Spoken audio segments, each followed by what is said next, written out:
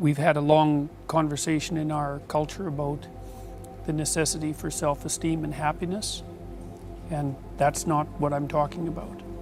I tell my audiences and my readers very straightforwardly that life is difficult and that there's a lot of suffering in it, and that you have to learn how to conduct yourself in the face of that.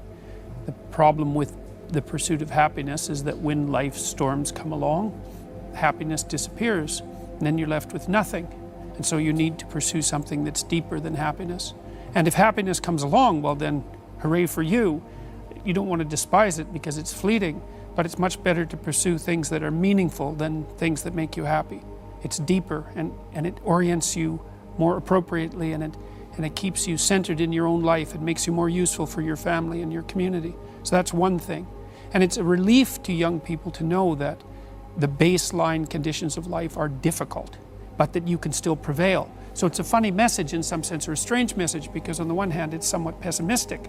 Now I talk about suffering and malevolence also, but I also emphasize the fact that despite that being the base conditions of existence, people are tough enough to prevail. So that's one element of it. The other element is the necessity of responsibility. So a lot of what people find in life that provides them with a sustaining meaning is a consequence of not the pursuit of rights or the pursuit of happiness or the development of self-esteem, but the adoption of responsibility. And the more responsibility, in some sense, the better. Responsibility for yourself, for making sure that your life lays itself out like it should, responsibility for your family, responsibility for the community. It's people who take responsibility that are the ones that you admire, and that's the right pathway through life. That's where meaning is to be found. And I think that's probably the crucial issue, is that identification of a profound relationship between responsibility and meaning. And for many of the people that I'm talking with, it seems like that's the first time that that's been articulated for them. I would say that the goal in life is to conduct yourself so that life improves, at least so that undue suffering is forestalled. But more than that, it's to constrain malevolence and suffering to the degree that that's possible. But then also to work for a positive improvement in things at every level. And that's how you should orient yourself. As you put things together, and as you take responsibility for things, that meaning emerges from that. And so it emerges from that the same way it emerges from a symphony, in some sense, because a symphony is composed of layers of patterns, and they're all working harmoniously together. And they speak directly to people of meaning, which is why people love music so much. I mean, every form of music does that. And it's a model for proper being, which is the placing of all the different levels of reality into harmonious relationship with one another. And meaning emerges out of that naturally. And meaning is actually an instinct. This is another thing that people don't understand, and it's a case I've been able to make because I know a fair bit about how the brain works. The twin hemispheres of your brain interact to guide you through life, which is a truism in some sense. You use your brain to guide you through life, but your brain does that fundamentally by instilling the proper things that you do with a sense of meaning. And that meaning it's not something that's just a surface. It's not on the surface of the world in some sense. It's the deepest instinct that you have. It's associated with a phenomenon that Russian neuropsychologists discovered back in the 1960s called the orienting reflex. And the orienting reflex is what orients you towards things of interest. Right. And that happens unconsciously. And so if something happens around you that's of significance, often something you don't expect, say something somewhat chaotic, you'll orient towards it, and that attracts your attention. And then as you investigate what that is, that's associated with a sense of meaning. And if you put what you're investigating into proper order, then that meaning continues to reveal itself. So you can use meaning as a guide to proper being. But you have to also be very careful to conduct yourself honestly if you're going to do that, because if you conduct yourself dishonestly, then you pathologize the mechanisms that orient you. One of the things about what I do, including my book, is that I'm always trying to take high-level abstract truths, fundamental truths, and to make them concrete and practical so that you can implement them in your day-to-day life. Because it's the connection between those abstractions and practical action that really cements their meaning and makes them comprehensible. And this idea of incremental improvement is a great one.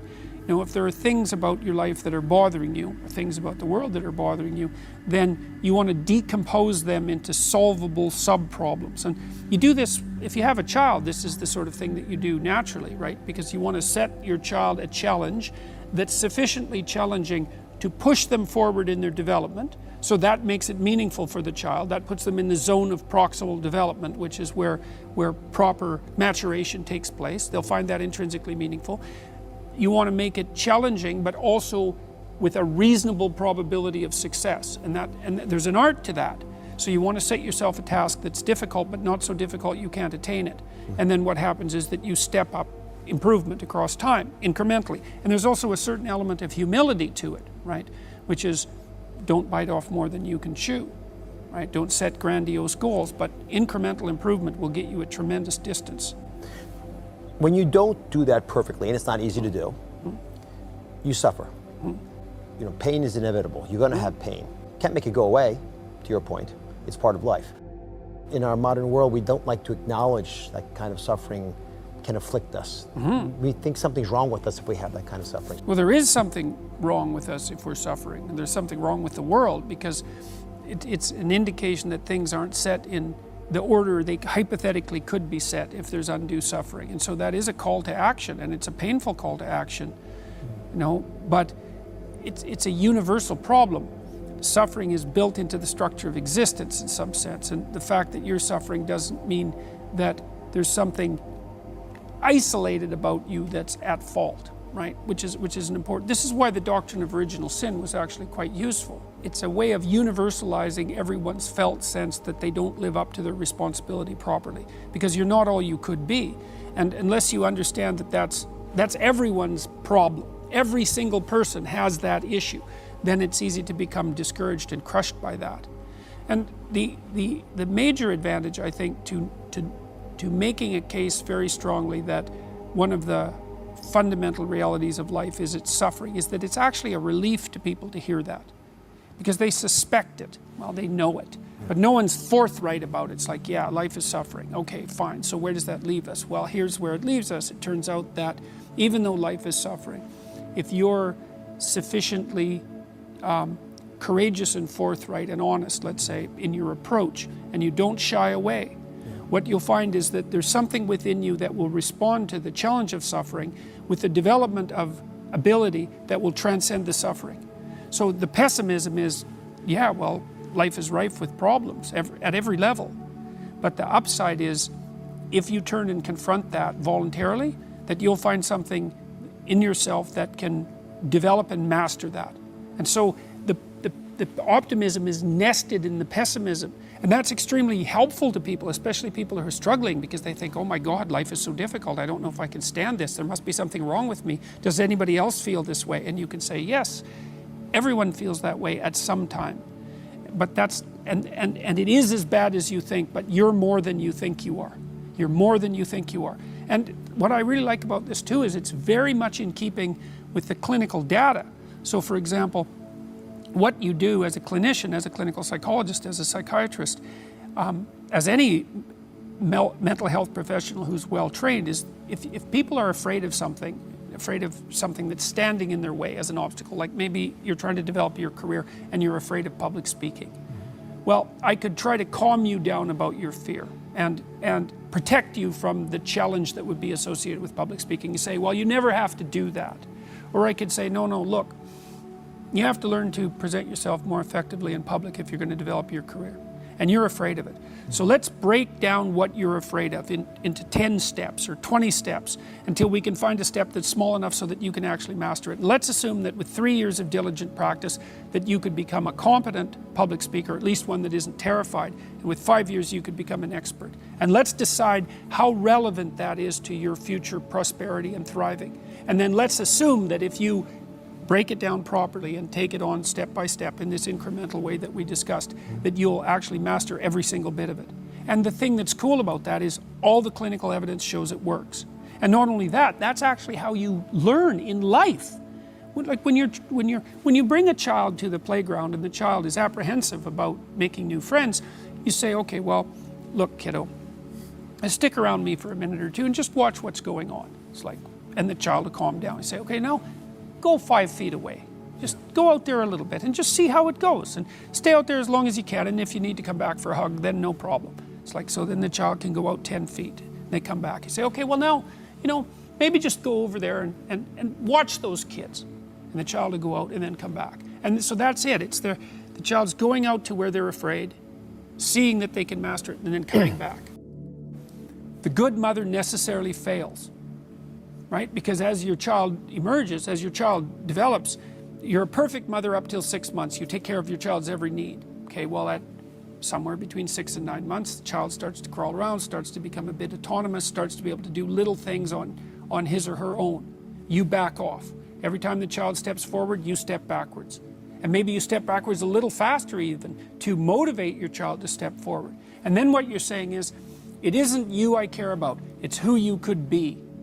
And see, that's another thing that I'm talking to young men and young women about. It's like, it isn't you I care about, it's who you could be. You think, well, that's pretty harsh. It's like, not when you're talking to 18-year-olds. It's like they have their whole life ahead of them. Whose side should you be on? The 18-year-old kid who's confused, oh, you're okay the way you are. It's like, no, you're not. You're not even close to okay the way you are. You haven't even started. You're not who you could be physically. You're not who you could be spiritually. You're not educated to the degree you could be. You could really be something, man. You got 60 years to work on it. Get the hell at it. That's way better. That's a way more positive message, even though it's got that strange harshness about it, because it's judgmental. Every ideal is a judge. You can't get away with it. Can't get away from it, right? Or with it. You put something up as an ideal that it stares down at you and says, you are not what you could be. Every great piece of art does that. And to tell young people, it's like, no, you're not okay the way you are. That's why we have universities. That's why we have training programs. It's like, you don't know enough to go out there and change the world. You're not out there waving placards around and telling people how to behave. Get your act together. Learn some skills. Educate yourself. Learn how to speak. Learn how to conduct yourself. Learn how to stand up. Make yourself a force in the world. There's way more to you than you think.